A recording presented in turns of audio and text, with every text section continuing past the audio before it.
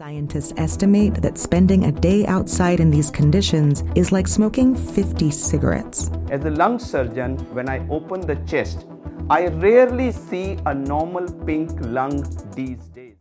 We have limited time and resources in our fight against climate change, so we need to reverse engineer solutions that should actually be our priority.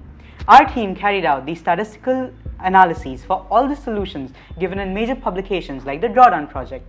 Take a look at this chart. 38% of all emissions we need to reduce can be directly tackled by making better refrigerants, more reliable renewables, and keeping an eye on horizons of new technology like quantum computing, models like carbon capture, or different materials that can take sustainability to whole new levels. This is why I want to do my undergrad in material science or chemistry. Hi there! Cars, trucks, planes, and ships all combined have a marginal impact on global warming than the methane generated by the meat industry. I want to pursue my undergrad in biology because by using genetics and other forms of biotechnology, we can hit the most problematic parts of reaching net zero. As seen in our Excel, 45% of all emissions can be eliminated by working on plant-rich diets and regenerative agriculture. Mosa Meat and other emerging green companies have produced plant-based meat by extracting heme genes. Also, using CRISPR tech, we can create a variety of bamboo and supercharged species that will absorb more carbon dioxide and help us increase the intake of carbon, thus making it easier to reach net zero.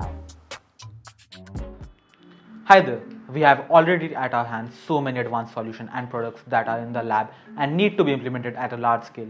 Massive banks which had pledged to invest in green investment were still lending enormous sums to the industries that contribute the most to the global warming like fossil fuels, deforestation, while boasting that they are the leaders of the green transformation.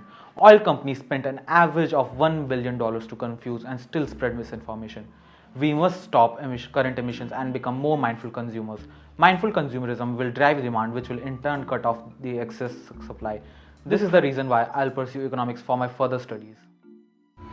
We would need test centers to test these solutions and sort out their intricacies. Monash University is perfect for this. Being the largest university in Australia, going net zero by 2030 is a big initiative. This would mean that their supercomputers to the latest health equipment in their massive 110-hectare campus will all need to be neutralized. They were one of the only educational institutes to attend the COP25 conference and also already have 5 net zero structures like the magnificent Gillies Hall.